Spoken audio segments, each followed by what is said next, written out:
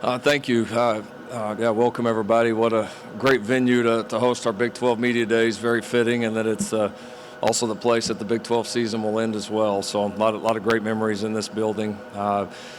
Always an exciting time of year. You know, this kind of signals the end of summer, but the start of a new upcoming season, and one that we're very much looking forward to. A lot of changes on our football team, obviously, that have really, I think, got us re-energized and really primed to make a run here in 2019.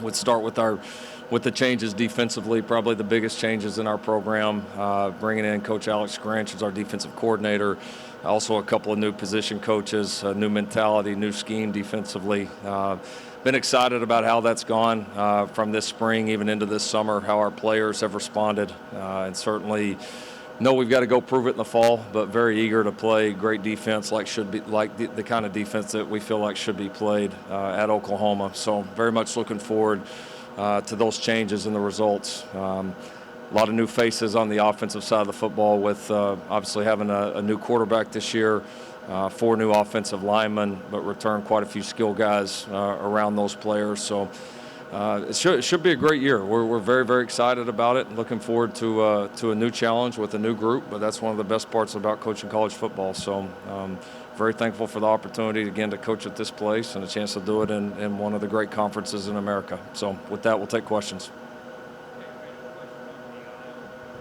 Way back on the aisle. Jason Kersey with The Athletic. Lincoln, can you update us on Kennedy Brooks' status with the team, and how involved were you in that through the summer? Kept updated? Were you in contact with him as he went through that? Referring back to the statement we put out, Kennedy was reinstated back to the team late last week. He's back full go with our guys. During the process, I was not involved at all, not updated at all. That's a process that our school takes very seriously, and we leave that to the people that their job is to handle that. And when they do, we take it from there. We've got a question on the right-hand side on the aisle, and then we'll come back over here. Sam Brown, Game Day U. Lincoln, obviously with the big overhaul this spring on the defensive side of the ball, heading into summer practice, was there some sort of timeline of where you wanted to be in terms of the defense acclimating to Alex Grinch's system? And if so, where do you think you are in that process? Or is it more of a day-to-day kind of thing? Yeah, I think for us it was, first in spring football, getting kind of a baseline of schematically what we want to do, but more importantly, starting to understand the mentality that we want to play with defensively. And I think Alex and his staff have done a great job setting the foundation with that for our players. And then when you get to summer, you only get 8 hours a week with these guys, which is not very much. And so they've got to know what they need to work on. And so a lot of spring for us was educating them on things that we need to do to get better. You can't get it all done at once. It is a step-by-step process, and we do have to get better at it each day. But I think our guys had a pretty good concept of the things they needed to improve on, both from a mentality standpoint, a physical standpoint, and then just schematically learning and understanding what we want to do. So by all accounts, it's been, they've made a lot of progress. I know it's a very hungry group, defensively. I mean, there's a lot of guys in that group that have played a lot of ball and are eager to play their very best ball. We got a question on the third row. Hey, Coach. Ian Boyd from Inside Texas. In 2015, your first year with the program, Oklahoma was first in the league in scoring defense. Last year, Oklahoma was last. But Oklahoma won the Big 12 championship both seasons and both seasons in between. So how much does defense really matter for Oklahoma in winning the Big 12? Oh, it matters a great deal. It's a huge part of your football team.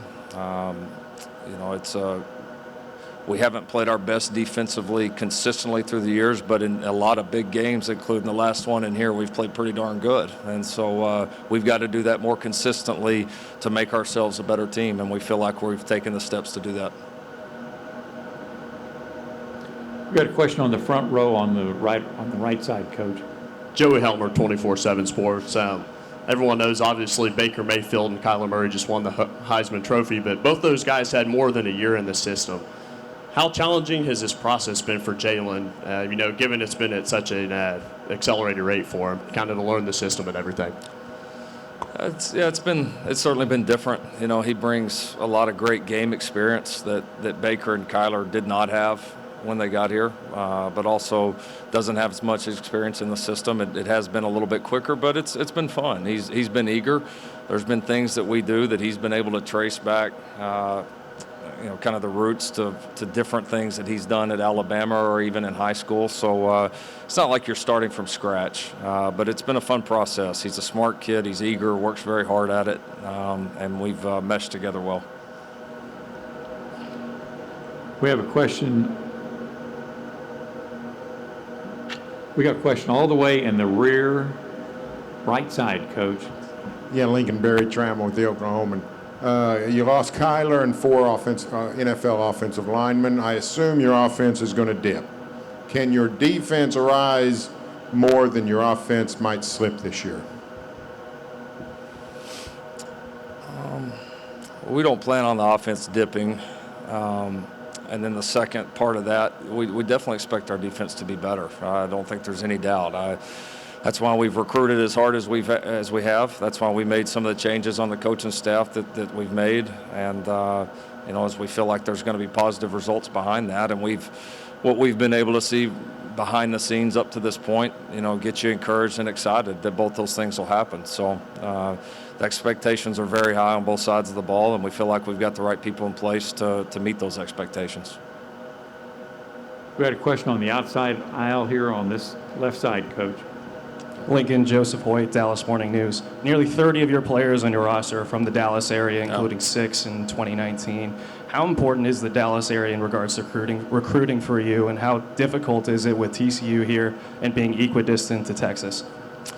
Yeah, it's a critical area for us, and it has been historically, and even maybe much more in the last few years. It's it's almost kind of like our second home base, really. You've got the state of Oklahoma, and then you've got the Metroplex, and those are they're absolutely critical for us for the distance, the number of games that we play here each year, the talent, the coaching that you get here in the Metroplex area.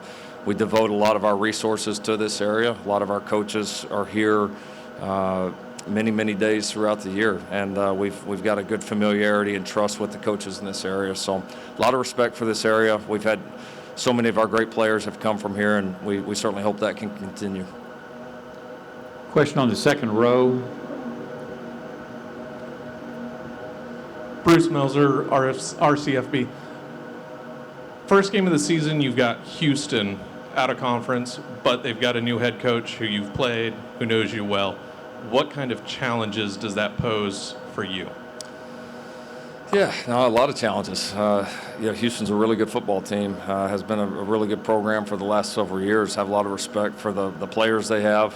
One of the best returning quarterbacks in the country, without a doubt, and a lot of talented players around him. And then I've got a ton of respect for Coach Holgorsen. We've worked together for a long time. We've coached against each other here now for a number of years. He does a tremendous job, has at all the stops, and I'm sure he will again at Houston. So it'll certainly be a tough opener for us. We had a question on the left side. Put your hand up. Yeah, you. Shahan Jayaraj, Dave Campbell's Texas Football. Coach, jumping off of what the DMN reporter asked, 16 of your players are wide receivers, 11 are from the state of Texas. Is there something in particular that makes wide receivers from the state of Texas especially good or well prepared?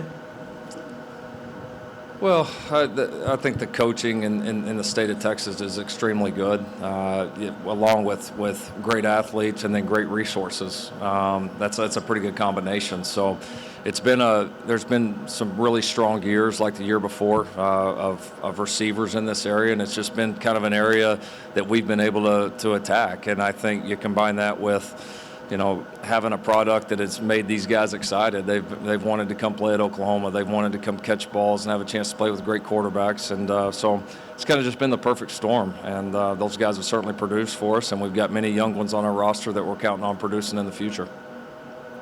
We got three questions in the same section. We're going to start with the back, and then we'll work to the front. Lincoln, Adam Rittenberg with ESPN. You mentioned the offense not taking a dip. I'm wondering how you reinforce expectations with that unit and with your whole team, given this run of Big 12 championships and now college football playoff appearances. Well, that's always a challenge. It's complacency, not letting it set in. And then, for returning guys, not assuming, well, it's just going to happen because it did before. And for new guys, not assuming that it's going to happen because the teams did it before, the players that, when I wasn't there. And so it's a new team. It's a new challenge. I think the expectations and standard of Oklahoma football are so high that it almost helps a little bit in a funny way. It almost helps you kind of refocus in that, the last four were great, but what about the fifth one? And that's kind of the mindset around the program. And so, I think we've got a good culture. I think our guys understand that, and have a healthy respect for how difficult each and every championship's been, each and every win has been. And we've had to play our tails off and coach our tails off to get it done. And that's how it should be in a great league like the Big 12. So to do it again, to have a chance to make another run will be, just as difficult, if not more difficult, and it'll take everything that we have. Question in the rear. Tyler Palmatier, Norman Transcript. Lincoln, you guys have found yourself in some sort of interesting spots with the targeting rule, I feel like, the last couple years, and maybe all football teams have, because the rule is just up for so much interpretation. What would you change about the targeting rule going into this fall? Well, it'll be interesting, some of the changes that we're going to implement, and what we say at this time last year or this time next year. I've been a fan of the intent of the rule, without a doubt. I've been a fan of protecting players, and there's no doubt I think there's been a lot of good. I think players, it's something they think about now, and which needed to happen. I haven't been a fan of how severe the penalties have been, especially for the gray area ones. And I'm excited to see some of the new rule changes that we have and how they're implemented, and do they have the effect that we want them to have. But I think in a perfect world, if we can find the balance between still making it a big emphasis, protecting players, but also not being reckless about just tossing players out of this game or part of the next game because of a foul, if we can find some common ground, then I think we'll be in a good place. Question all the way on the right-hand side. Coach, Alex Hickey, Morgantown, Dominion Post. I just wanted to ask about the Austin Kendall transfer situation. What caused your views to kind of evolve on that and allow him to come to West Virginia, and would you have handled that any differently going back? I was always going to let him go to West Virginia. That was no issue. That's part of these new rules, is we can't restrict them from going anywhere. My contention was I had a concern about a player being able to transfer and be immediately eligible the very next year in our league. I don't think that's healthy for the league.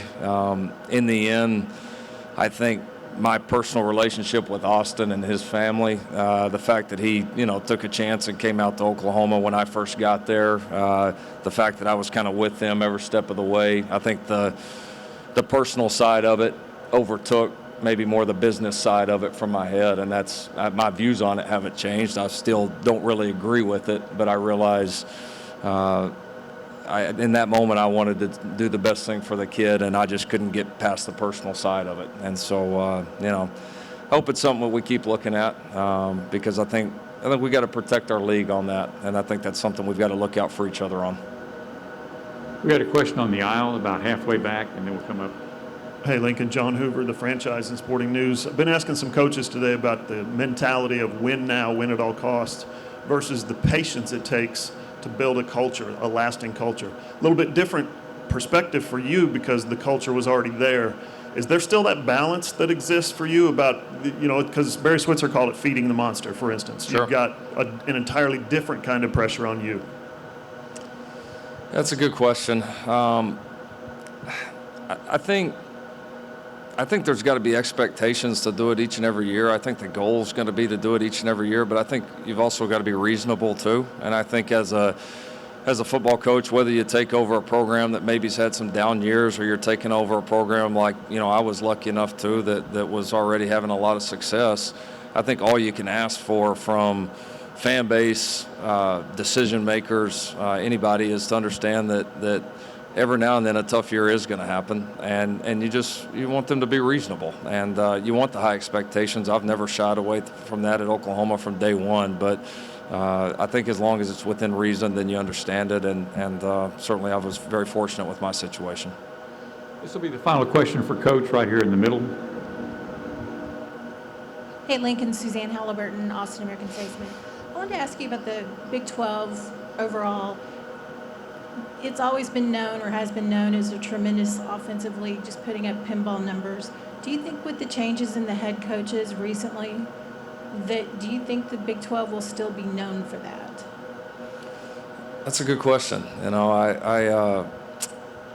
I think there'll always be really good offenses in this league. I do.